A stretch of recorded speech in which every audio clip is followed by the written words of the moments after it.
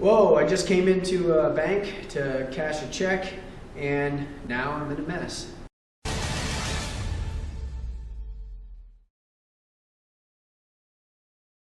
Whoa, whoa, whoa. I'll give you whatever you want, okay? So with this technique, I'm being held at gunpoint. This could be this part of our scenario for hostage tactics and rescue techniques. So in this environment, I could be in a bank, I could be cashing a check, I'm somewhere and I'm being held hostage. I could even be going in to pay for my gas, and there could be a counter here, and I'm just going to pay for my gas, and a guy comes up and he's holding me hostage because he wants money from something. Could be from me or it could be from someone else. Either way, the concept of the technique is I want to make sure that my body gets bladed. You can see this is just for safety reasons. This is just a CO2 gun, so if he pulls the trigger, it's just air. See, it's perfectly safe. So we're just using it for training purposes. So the dot is on my chest, so if he pulls the trigger, obviously you can see that I feel some air. I want to make sure that my body is bladed out of the way. And basically what I'm doing is I'm coming offline, grabbing the wrist and coming up under.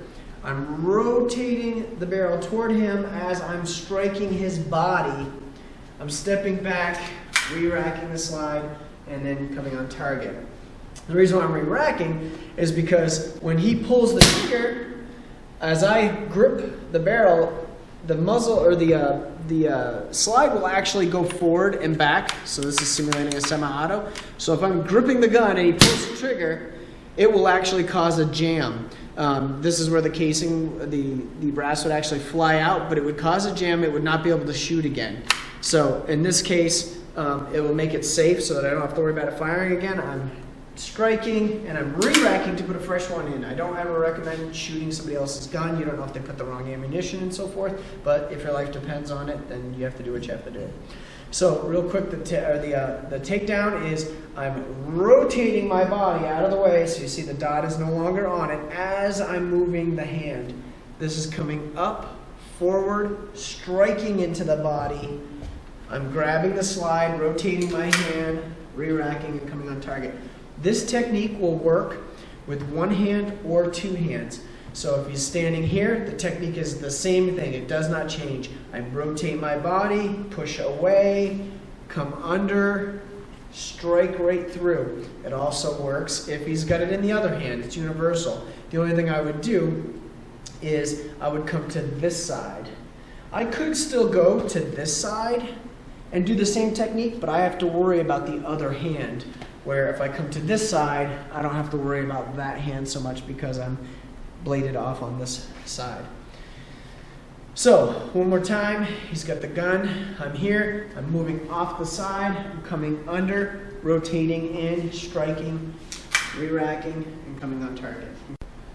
Give me your wallet. You over there, you stay right where you are. So in this scenario, he's got the gun pointed at me and he's giving verbal commands to someone else. This is actually a very real normal thing that happens a lot when it comes to a hostage scenario. So now we're going to do the same drill that we just did before, but instead of him looking at me, I'm going to wait until he talks to somebody else and then I'm going to move. He's still going to pull the trigger as soon as he sees motion. It's just he has to rely on his peripheral vision. So now when he goes and does it, whoa. Give me your wallet. You over there, you stay right. I didn't even get a chance. Yeah. See, so here I was able to strip the weapon before he can even do it. It's really hard to talk and focus on somebody when you're giving them commands, but then also in your peripheral vision try to function on this. It's very hard. As much as we love to multitask, humans aren't as good as we would like. I knew I was supposed to pull the trigger and I still didn't. Yes, it's hard. So do your best again, and you'll see the difference. Give me your wallet. You over there, stay.